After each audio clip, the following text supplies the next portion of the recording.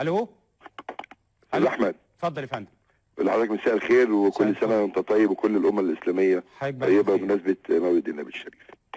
اولا انا حزين اكتر منك لسبب بسيط جدا، ان الفريق احمد شفيق للاسف انا كنت احمل معه عنه توكيل ورحت زرته في دوله الامارات، وعندما صدر الحكم براءته كنت موجود في القصر اللي كانت الامارات مديهوله، كنت قاعد جنبه وانا اللي تلقيت خبر البراءه وابلغته له، وطلبت منه طبعا مش عايز اقول لك 6 عربيات من احدث موديلات العربيات كانت دوله الامارات مخصصه له ليه ولبناته اعتقد 3. قصر بحمام سباحه، حاجه محترمه جدا من دوله محترمه جدا. الفريق شفيق للاسف بيقول انا ممنوع. فريق شفيق انا بقول لك غادر الامارات عشرات المرات وراح بلاد كتيره ورجع. عشرات المرات غادر الامارات وراح بلاد كتيره ورجع. انا كراجل على المستوى الرياضي لما بكون في ماتش الزمالك طرف فيه وقناه الحقيره اللي هي بتاع اسمها ما اعرفش بين سبورت ولا اسمها ايه دي، بمنع. انا عندي 7 شاشات بمنع اذاعه المباريات اللي هذه القناه الحقيره عندي. لما بيجي حد من قناه رياضيه بس تبع القناه الحقيره بمتنع ان انا اقول حرف واحد معاهم، بقول لهم دي قناه الارهاب. نمرة 3 بنحاول نرشح نفسه رئيس الجمهورية، بس مش من انا يعني اسف الكلمة دي. سواء انا مع الرئيس سيسي او مش معاه، الرئيس سيسي ما كانش شغال مقاول بيعيد بنا بلد وحضرتك دي تستلم. لان انا قلت لك 100 مرة فريق شفيق سواء في التليفون او حوالي 3 4 مرات زرتها الامارات وجيت لك مخصوص. من فضلك قبل 30 يونيو ارجع، من فضلك عشان يبقى ليك دور وطني، من فضلك كلنا على قائمة الاغتيالات، من فضلك البلد فايقة وضد الارهاب بتاع الاخوان، ورفض يرجع. رفض. كان بيقول انا إيه؟ اللي بقول لك على مسؤوليتي. كان بيقول ايه بقى؟ لا انا خايف. خايف. وقلت له من فضلك البلد داخله مرحله جديده. انت عارف كنا قبل 30 يونيو انا كنت عملت معاك 3 4 برامج ايام مرسي. صحيح. وكان حاطيننا على قائمه الاغتيالات. وسافرت له مخصوص عشان يرجع. قلت له ده الوقت اللي كلنا لازم نقف فيه مع بلدنا، مش مع السيسي. انا ما كانش لسه الراجل ظهر لازم الانتخابات 30 يونيو قبلها انت عارف بشهرين ما كانش في الصوره خالص. لا لسه. تمام. انما اللي كان في الصوره ان في جيش وشرطه واقفين مع شعب، واخد بالك، وشايفين ان احنا داخلين على كارثه، وانه السلاح ملى البلد، وان الارهاب ملى البلد. والسيسي قال لمحمد مرسي بالحرف الواحد وهو كان رئيس جمهوريه وده وزير دفاع، من فضلك البلد اتملت سلاح. فسأل له هو مش سلاح بترخيص؟ قال له القصه مش ترخيص قلت مني انا. قال له القصه ان هتحصل مجزره في البلد وفتنه بين الشعب. تمام. سافرت انا للفريق شفيق، يا سياده الفريق من فضلك ارجع بلدك، من فضلك الناس هتنساك لان انا بحبه خلاص. وهو يعلم الدور اللي انا لعبته في ملف قضيته حتى حصل على براءه، هو عارف كويس قوي كويس قوي. وفي يوم من الايام هحكي هذا الدور. تمام. لكن مش هذه القضيه. لكن هو خاف وهرب. انا اقول تاني مع احترامي طبعا رئيس السيسي ممكن يبقى عنده اخطاء عنده مزايا، ده راجل بشر بيشتغل. تمام. بس هو مش شغال مقاول، كان بيجهز البلد ليك يا سياده الفريق، واخد بالك، بعد 6 سنين عشان تيجي تستلمها. لا حضرتك ما دام ما اشتركتش معانا ما تعرضتش هنا، انت هربت عشان كنت خايف تموت، وبعد ما الاخوان مشوا خفت تيجي. خلاص. بالرغم انا رحت زرت معالي النائب المحترم الشهيد هشام بركات اكتر من مره عشان اسال ليه اذا كان هو على ممنوع من السفر. قال لا ما عندوش حاجه ترقب. اروح اقول له انت ما عندكش حاجه ارجع، يقول لي انا خايف ارجع. خايف من مين؟ اذا كان اللي حاكم البلد بيقول لك من فضلك انا عايز كل واحد مرقاه في بلدي اتفضل تعالى اشتغل. وبعدين على فكره احنا كلنا اشتغلنا في البلد دي عشان كلنا بنحب البلد دي. انت استفدت ايه؟ انت احمد استفدت ايه؟ انا استفدت ايه؟ انا مش عايز استفاده ليه انا شخصيا، لكن انا استفدت ان بلدي كانت بتنهار. انا استفدت ان كان يوم ما كانش حد بيعرف يعدي في شارع. صح. تمام. انا السنه اللي احنا فيها الناس بتتكلم فيها دي بقى اللي قاعده مرسي، ده مرسي لو كان قاعد كمان سنه ويوم هو كم الارهاب الموجود ده منين؟ مش دول اللي دخلوا ايام مرسي ولا هم دخلوا دلوقتي؟ ما الناس فاهمه غلط. ما هم دول اللي اخلى سبيلهم وعمل لهم عفو مرسي حوالي اكتر من 2000 ارهابي اللي كانوا مشتركين في اغتيال حسني مبارك في المنشأ في اديس ابابا. لا وفي اسكندريه كان في حادث اغتيال واديس ابابا وابو العلا والاشكال دي كلهم كلهم اللي عفى عنهم وطلعهم. خلي بالك. وكل دول كانوا اصلا موجودين في افغانستان ورجعوا. تمام. ورجعوا ارتكبوا جرائم هنا فدخلوا السجن طلعوا. يعني لو كان قاعد سنه ويوم كمان، او يعني كان كل يوم بيعدي. انا اللي واقف قدامه خروجه من على قناه الجزيره وقطر. لا انا مش واقف قدام دي، انا بقول لا بص يا فندم، الهارب مع احترامي الشديد ملوش حاجه عندي. اللي قعد وكمل واشتغل، ما انا ممكن ما ادخلش السيسي، انا حر تمام، صندوق او اخش الصندوق عايز اللي انا عايزه.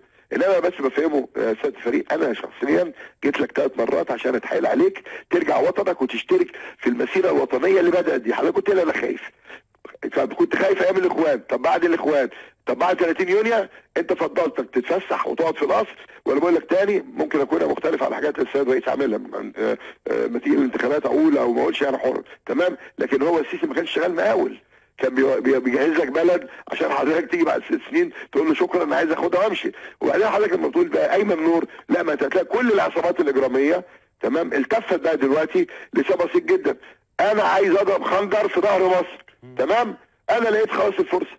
لكن اقسم بالله انا لما رحت له 4 مرات، كنت زيارات خاصه على فكره، باخد زيارات خاصه واخد بالك، انا لم ارى في حياتي كرم وادب واحترام من دولة الامارات، وعاملين له حراسة خاصة. خلي بالك انا مش عارف انت رحت زرت ولا لا. رحت. عاملين له حراسة خاصة و6 عربيات واقفين احدث الموديلات عشان هو وبناته واخد بالك. فانا المفروض لو انا عايز اعمل بيان خلاص انا بطلع بقول والله انا عندي نية اترشح وانا نازل مصر بكره اللي انا بترشح، ما عندناش مشكلة في الترشيح خلاص، لكن هذه القناة الارهابية بس. لا انا عايز اسالك سؤال، هي جزء من مقاطعة لقطر سواء بقى من مصر او الامارات او البحرين مثلا او السعوديه، هذه قناه صح، يعني جزء من المقاطعه، سبب جزء من المقاطعه اللي بتقلب الشعوب على بلدنا. انا غير الشعوب، انا بلدي كمان، جيشي وشرطتي والقضاء والشعب كمان. لا وكل حادث ارهابي ده بيتصور من قناه الجزيره وكانهم بيبقوا عارفين قبليها. الله، دي مش قناه ارهابيه، لا ده قناه تحرض على قتل ولادنا. وانت عندك 310 يا سياده الفريق، انا كنت متصور اول ما تطلع النهارده تعزي 310 ولاد بلدك اللي استشهدوا في المسجد الروضه. صح، ابنائنا ابناء سينا، انت ما حدش شافك بقاله 6 سنين، كان اول ظهور ليك تقول والله يا احمد والله العظيم انا من يوم ما اشوف، انا يمكن ساعه الانتخابات انا وقائمتي تمام، لا ما رحتش النادي لغايه النهارده لان خايف حد من انصاري يحتفل واخد بالك تتحسب عليا انا ازاي، يبقى الحزن في قلبنا كلنا والدم في عينينا وناس تقول لك مرتضى مش عارف كده. فانا كنت اتصور النهارده اول ما يبدا بيانه هو تحيه لشهداء مصر، تحيه لشهداء مصر من الجيش اللي هو كان منه، تحيه لشهداء مصر من الاطفال والشيوخ اللي ماتوا في مسجد، استشهدوا في مسجد. ده اللي كنت اتصوره، ده ما جابش سيرتهم، ده ما كانش عنهم. انا يعني مش مصدق من احمد شفيق، هل هذا الرجل كان يتحدث، سيبك بقى من الجزيره وزفت طين وقرفها، كان يتحدث وهو واعي؟ انت ما تعرفش ان اول امبارح او اول او يوم الجمعه اللي فاتت استشهد 310 مواطن بيأدوا فرض من فرائض ربنا صلاه الجمعه؟ حضرتك ما قلتش سيرتهم، حضرتك ما اتكلمتش عنهم، حضرتك جاي بعد 6 سنين تقول لنا انا نازل بالباراشوت عشان ابقى رئيس جمهوريه. ما انا اتحايلت عليك، انا اتحداه يرد عليا، اتحايلت عليه بقول لك 4 مرات 4 مرات يا اساتذه انزل، البلد محتاجه كل وطني انزل. حضرتك في نظام جديد ما كانش السيسي جه، كلنا واقفين قبل 30 يونيو خاف ينزل، جه النهارده بعد ما البلد استقرت وبقى في سياحه وبقى العمله رجعت عندك وفر في الدولارات وعندك في امن، انا مراتي تنزل امنه ومراتك تنزل امنه وبنتك تنزل امنه. جه النهارده تقول بقى خلاص يا سياده المقاول روح انت بقى انا جاي استلم البيت مكانك. لا حضرتك لا، جهزتوا لي البلد وبنيتوها واحنا يلا نخطب. انا انت بقى كنت ناس ما بتنامش يا فندم. السيسي ده شغال مقاول، هو اللي معاه كلنا مقاولين وكنا بنجهزها لك. لا يا سياده الفريق باحترامي ليك وحبي ليك وما تخلينيش احكي حاجات يعني انا برضو لغايه دلوقتي محافظ لان انا ده وطن ماليش دعوه بالسيسي. انت طلعت في قناه ارهابيه، انت لم تعزز الشهداء، انت بتتحدث على حرف واحد عن الارهاب اللي ضرب بلدك 6 سنين وكلنا بنتحمل. انت ما اتكلمتش عن نائب العام اللي استشهد ورفع اسمك ممنوعين من السفر. انت ما اتكلمتش عن قضاء مصر العظيم اللي حول القاضي اللي وداك حكمك المحكمه الى صلاحيه هذا القضاء العظيم. انت نسيت ان القاضي اللي اسمه اسامه اللي حولك القضاء العظيم هو اللي حوله للصلاحيه وفصله من القضاء. انت ناسي كل ده؟ فين كلامك عن القضاء المصري العظيم؟ فين كلامك عن جيش بلدك وشرطه بلدك اللي كل يوم منهم الولاد بيموتوا؟ فين يا ست الفريق؟ هي انا مش فاهم، هي من مهلبيه وجايين ناكلها؟ لا يا ست الفريق، مين اقنعك بده؟ ومين اقنعك الناس لسه فاكراك؟ وانا قلت لك هاتوا تليفوناته وزوجها سفري. انا قلت لك قبل كده الناس نسيتك، الناس نسيتك. انت دورك ايه؟ هو حضرتك مش كنت رئيس وزراء مصر؟ تمام؟ مين اللي قال لك استقيل؟ ما انت اللي استقلت وجريت عشان برنامج مع بنت عبيطه واد عبيط اسمه فوده. بمجرد ما اقول لك افتح سجاري وماشي وسبت البلد، مش انت اللي جريت ولا حد اجبرك على الاستقاله؟ انت اول ما يسر، لو تفتكر برنامج لما جه نجيب ساويرس ويسر فوده والبنت اسمها زفت التين دي بشكل الرجاله دي بغض النظر وعمل ايه؟ في نفس اليوم استقال وهربت من البلد. خلاص؟ وبعدين بعد النتيجه بتاعت زي ما حضرتك قلت، مين اللي حماك لغايه ما وصلك المطار خوفا منك من الاغتيال؟ وخلص الاخوان.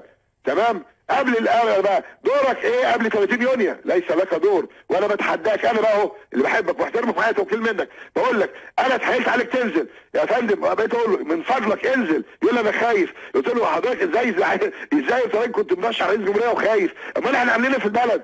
ما مرسي قال لك الحاره المزنوقه والمحامي اللي في المهندسين لسه هتدافع عنه تاني؟ لا ده حزين بعد ما شفته في قناه الجزيره، وبعد ما ايمن نور واشكال ايمن نور المزور الهربانين بلدهم، وكل يوم زي ما بقول لك انا ما يهمنيش يا عم انتقد السيسي كما تشاء، انما دول بيهدموا وطن، دول بيهدموا وطن اسمه مصر، دول عايزين يهدموا مؤسساته. هي مؤسساته يا احمد هو الجيش والشرطه والقضاء، مش دي المؤسسات اللي موجوده ومجلس الشعب، هي دي المؤسسات. مين يا احمد اللي حاصل المحكمه الدستوريه العليا؟ وكانت بتذاع على الهواء من قناه الجزيره، مين كان في ميدان التحرير كل 5 دقايق يطلع بيانات عن شعب مصر انه هذا شعبنا اللي هو احنا. لا ما هم كرسوا القناه كلها لهدم البلد، لهدم البلد. هذه حاجات كتير قد كده اكدت يا بص يا احمد، من حق احمد شفيق وغير احمد شفيق ان يترشح. بدأ من مجلس اداره مدرسه. احنا مشكلتنا انه الظاهر على الجزيره يا فاهم، من مجلس اداره. لا مش جزيره بس، لا انا بقول تاني، لماذا لم تحيي شهداء الشرطه وجيش الشعب؟ انت ما اتكلمتش من يوم بقالك